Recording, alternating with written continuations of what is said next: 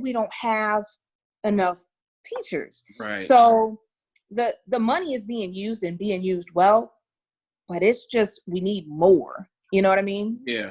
What do they not know? What could you tell someone about teachers that they just don't know and they need to hear it? Teachers don't get paid enough, and people don't understand. Hey, wait, what? What you say? Teachers don't get paid enough. What? Okay, just checking. One thing that you need to know about teachers, and I think it's becoming more known, we don't leave work at work. We don't get some paid summers off. They take the amount of money we get paid for our 100 and whatever days, and they just split it over 24 paychecks. So we're not getting paid summers off. I'm trying to tell people, nobody don't really look. They tired of me. They don't really come to me with no teacher talk saying crazy stuff to me. Because I'll be like, have you been to a school? That's the first thing I say. Have you been to a school? How many teachers you know? When was the last time you've been to school? When was the last time you ever did try lunch duty? You ever tried doing carpool? Just go to the school and just say how you can help. I mean, you got to fill out paperwork because they don't want nobody crazy over there. But go over there and see if you can help and see how that affects how you say to have an opinion you have. Because your opinion will change, I promise you, if you do lunch duty. Yes, and that's what I was going to say. And what a lot of people don't know is we're not just in the classrooms and that's it.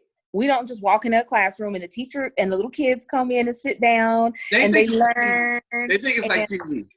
I've been in their career day where I had to hush the crowd. The teacher was in the corner and she was like, look, I looked at her, so I was like, I got this. Because she was looking at me like, this is my lunch. This is my break. I'm glad you're doing career day. They told me you know how to run this. I'm like, yeah. And when I go in as a comedian, the first thing I do is I call out the kid who thinks he's the funniest, the most disruptive. And I make him stand in front of the class. And I count him in and I go, come into the stage. And then he stands there or she stands there and she has nothing to say. And then I let her know. I was like, I'm a comedian. They pay me to do this. You're not. You're disrupting the class. I'm not taking away from you that your humor is good because it's God sent. Because sometimes you make kids laugh in this classroom that have never laughed and they need humor. I said, but there's a time and a place. That's why I'm not telling y'all a bunch of jokes because y'all not my demographic. People who come to my shows can buy liquor and they can buy a ticket. Not y'all. Would you say this? What would you say during this whole digital rollout, homeschooling? Good? What's your pros and cons?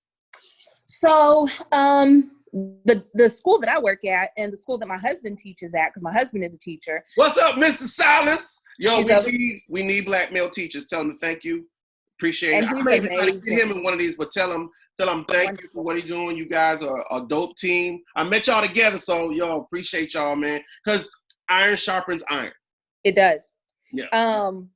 So the school that I work at and the school that he works at, they has more affluent people. Okay.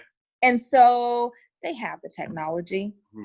They have the phones, the iPads, the tablets, the computers, and so they're able to do things. And AKA resources. They have resources. Yes. And so that's a pro that your affluent areas have the resources, and it's going off without a hitch. Right. The pro is our students know how to use technology. I don't care who it is. I don't care how rich or how poor. They know how to do everything. Yeah, the way this TikTok is popping. Yes, they got it. The cons is, of course, the grading scales. Okay. At my high school, and I'm not gonna say the name of the high school, we got some parents who are about to be up in smoke because of the way that they're calculating GPA for the seniors. Right. And because this is something that we've never done. Wow. I didn't even think of that. Yeah, and credit. Yeah. And like I said, I'm a testing coordinator, and guess what got canceled this year? Testing. All the testing. So we got to come up with different ways. So I've been contacting parents like, hey, we're going to do this instead. Yeah. I need you on board. I need your kid on board. Your kid hasn't logged in to do this, so they have to graduate. Right. But the con is when we're grading, and that's why a lot of our districts have gone to met standard, did not meet standard.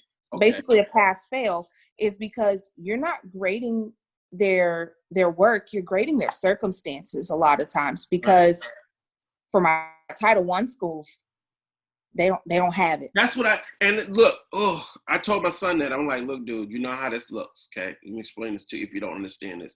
We have resources. They know we have resources. They know who your father, they know who your mother is. You not handing in assignments, you not doing the work. Is that they're grading on you not just trying. This is just an effort thing. I said, me and your mother will support you through your efforts. I said, I need you to get up, get it done. I said, the whole process of getting it done is showing them on the other end that you can do the work and you will apply yourself. And that has been the hardest thing, because once these kids find out that they pass, you know how they send something that says school It's a wrap. They like, what? So what am I going to do with this computer? Can I go ahead and watch YouTube on it? Nah. It's a wrap. They're done once they know that it doesn't count. But the con is, of course, I can't sit next to this child and help them side by side. We know that a lot of our kids now need hands-on. They need manipulatives. They need to be able to see it not abstractly, but they need representations. Right. So if I'm a third grade teacher teaching 3D objects, they don't have the 3D objects, and there's nothing on the computer screen that they can touch. Right. And most kids, we're all in this instant ADD generation. So if it ain't happening quick in front of them, they're done. It's a wrap. And so that's another con. Think about your special education and 504 services. Yes. There's still Zoom and all kinds of conferences. I didn't even think of 504 and all, because that is, my daughter had a 504. She got a concussion. And so automatically I'm thinking of all the kids losing scholarships and all that stuff that was important to get done. How are they implementing to get that? Because that transcript game, that whole thing is I'm glad that my son is not high school, because it's super pivotal to you going to college. And I don't know what that year would do. But what is the concept of what they're doing in your state or your city? So some districts, they are the SPED and 504 contact hours. It's via Zoom or whatever video messaging. Of course, your extended time, which is one of the accommodations that a kid can get through SPED or 504, extended time, they're getting all of that. Shortened assignments, just different things. I know one district, not the district I'm currently in, the district that I used to be in, they were telling the parents, hey, you need to be doing this. Wow. Well, it's true. I mean, it's facts. Let me ask you this: will it be any? Do you think it'll be any changes to what's going on? I know we in a new world already, right? Mentally, we're all in a new world. Like the way we're going to handle things and see things and do things. Not even about the gloves and the mask, but the way we're going to go about life and what we're concerned about moving forward is going to definitely change. Do you think that school education is going to take a drastic change with the whole homeschooling? And you guys, what do you think? Because I know everybody's going to be like, we got to make sure if something goes down, this rolls out fast. So I think there's a couple of things. One, and I'm getting a little older too, but when I say older teachers, I mean those teachers who started on paper grade books. Yeah. Those teachers are going to be a lot more comfortable with technology now. Okay. They are going to be able to implement certain things that make their lives easier, because my last couple years in class, I did a flipped classroom to where they did a lot of work at home. They came to school and we did discussions, and it was great. And my husband is doing the blended learning now when he was, at the campus. Oh, so they were already doing blended learning. They were already doing blended learning. And so I think that the push going forward is the expectation is everybody's going to do it anyway. As a country, we should already been there. Right. And I think that, I think that that's going to happen. Yeah. For the next, I want to say 3 to 5 years. Mm-hmm. Let's just put it out 3 to 5 years. I feel like as far as testing is concerned, Texas is going to be in a hole. Your people who have resources that were already doing well are going to continue to do well. Right. They may not do as well, or they may not see a change. Mm-hmm. But these are going to be the people who have the resources at home, they read for fun, they have all of the foundations. Right.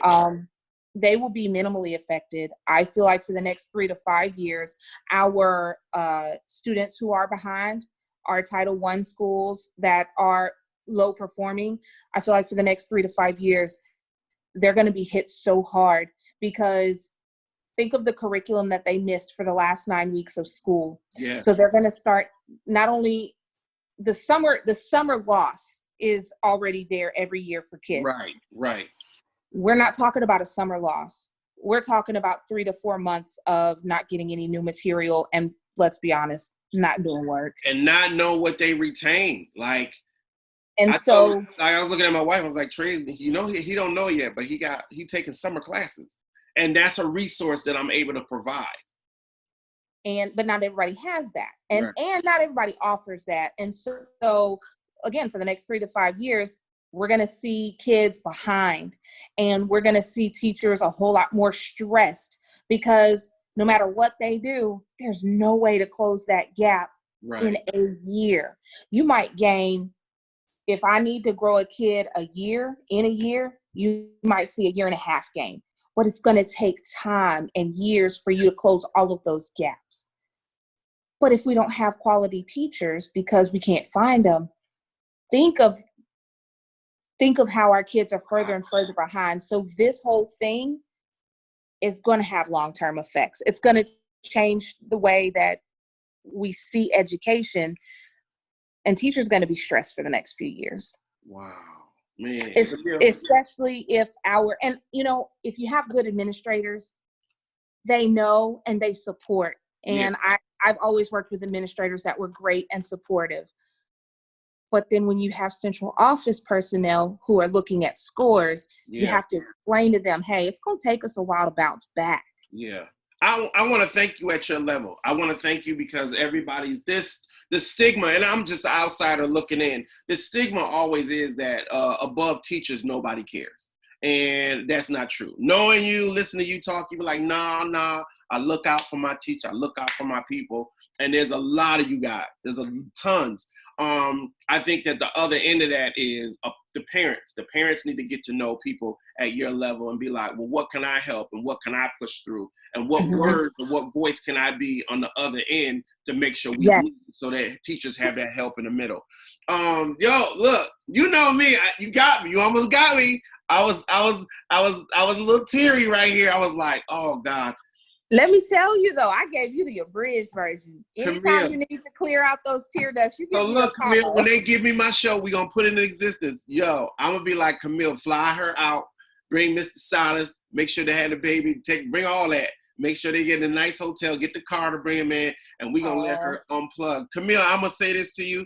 Thank you, man. Thank you. Oh, thank you for turning that energy around and just being a part of this, making a difference. And thank you for putting it out there that, we need help. Education what? The more you guys that do these, the more it softens up. I hit people up like, hey, you want to do a teacher talk? They're like, what you trying to do? I'll be like, nothing. I just get it out there. I just need y'all, the voices. I've been saying this, and I don't want this to be a commodity. I don't want people to lose the energy of what they're feeling now at home. I want it to fresh roll in when they say they opening up everything, and people be like, you know what? Oh yeah, we do need to take care of the teachers. We do need to take care of the whole educational system. It is something we need to take the time out. What was bothering me the most, and I'm gonna put this out there, that Ruth Chris got $20 million and Shake Shack got 10, 5, all this millions of dollars is being thrown around, and ain't nobody said nothing about education. Not one word about education. Because to get the money, you got to have butts in seats, and there's no butts in seats right now. That's crazy. But why you got to have a button seat? We know that you can go in now and put money in places, the structure, because it's the structure. So if you go and do it now while y'all throwing out money, just put the money in the budget. Just say, you know what? Why are we throwing out money? And we talking about these billions. You know what I mean? Don't. That's why I don't do politics, because then they be like, Mr. Denson, you shut up and tell the jokes. But because let me tell you, if you could all right, so I get paid okay. The district I work in, they compensate the teachers pretty well. Yeah. Not enough. It's never enough. Until they pay us $1 million a year, it's not enough. The thing is, it's what you guys, is if it was recoupable, if you have recoupable supplies, you have supplies you can go get, then it kind of meets up. But if it's not, you got to put out your money just to make the supplies happen. Mm-mm. So all this money they're throwing around, let's talk about teacher bonuses, because let me tell you, if they threw about 20 grand extra on my salary for the next 5 years, I'm going back in the classroom. I'm going to be standing on my head teaching. What's up? You know what? I ain't trying to start no controversy, but here in Georgia, let me tell you something. They gave the bonus out and then took the bonus back. So how? I don't even know. It was supposed to happen. Look, don't get me started, but I heard it. So look, Camille, I'm gonna let you get out of here. Let me ask you this last question. All right. In a perfect world, I know that teachers would make more money. I know that everything would go right. Kids would be all right at home, everything like that. But as your opinion, do you think that now is a time for us to really, really work on putting our children first? Yes, it's been time. It's always time to put our children first, because our children are going to take care of us. They are the future. They're going to have children, and we need to set the strong foundation. We have to put our kids first, even at home. Me and my husband are working from home right now. Mm-hmm. And I'll tell anybody, I'm mommy first. So when he's like, give me some milk, I'm logging off. Be like, I gotta go. I'm telling the people on the conference, hey, the baby's crying. I'm gonna holler at y'all in a minute. Right, be like this. See, okay, gotta go. So, yeah. Camille, I want to thank you. I always say pay teachers more money. Why? Because teachers matter, kids matter most, but the administration at the top, I appreciate you for doing what you're doing, working to the top and taking your story with you so it stays near and dear to your heart and your message is clear, that you want to see the changes and you want to be that person that teacher was for you. I always tell people there's a teacher that made the difference and people don't even recognize it, but I appreciate you saying that. I don't even know what to say, man. I'm rocked. You know what I mean? Camille, you're dope. Tell Mr. Silas, appreciate him doing the baby time while you knock out the interview. So you can go ahead and count me out, but I want you to stay on because I'm going to introduce you to Silas. Right, okay. Yo, this was Teacher Talk. My name is Hank Denson. That's Camille Silas. Appreciate y'all.